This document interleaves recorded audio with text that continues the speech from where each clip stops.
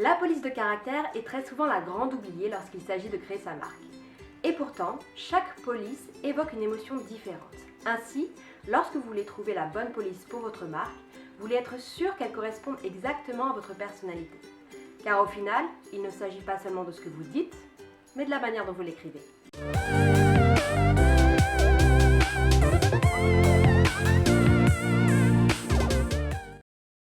La typographie rassemble tout ce qui comprend le lettrage, le choix de la police bien sûr, mais également la taille, la graisse et même l'espacement entre les lettres et les lignes. Trouver le bon caractère revient à comprendre ce que vous voulez communiquer, qui vous êtes et pourquoi vous voulez communiquer de cette façon. Vous pouvez être grand, fort et fier, mais si vous êtes un wedding planner, ça correspondra peut-être pas exactement à votre marque. La typographie est une autre occasion de relier les points entre qui vous êtes et comment vous souhaitez l'exprimer au monde. Alors comme vous l'avez déjà fait précédemment pour le choix de votre logo, l'identité et du système de couleurs, pensez à votre typographie comme une autre occasion d'exprimer votre personnalité, qui prendra vie à travers le choix de la police de caractère que vous ferez. La typographie, c'est un message que vous envoyez directement à votre audience. Alors prenez le soin et le temps de bien choisir la typographie qui traduira au mieux la personnalité de votre marque.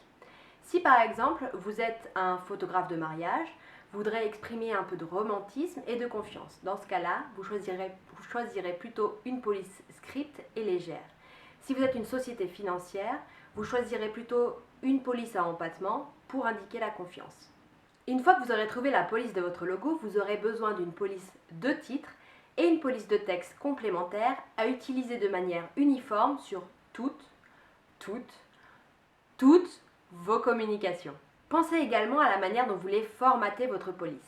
Les majuscules ont un côté assez autoritaire, mais elles sont néanmoins beaucoup plus visibles et si vous les utilisez avec parcimonie, elles pourront rythmer votre texte. Les minuscules, elles, vont être beaucoup plus lisibles. C'est pour ça qu'on les utilise majoritairement dans les corps de texte. Par exemple, Ikea a fait le choix d'une grosse typo bien grasse pour asseoir son autorité de maison forte. Tandis que Amazon, elle, a plutôt fait le choix d'une police amicale et amusante. C'est à vous maintenant de trouver la typographie qui correspond à votre marque pour donner à vos mots toute la personnalité qu'ils méritent. Merci énormément d'être encore fidèle et de suivre cette vidéo de toute la formation pour créer votre identité de marque.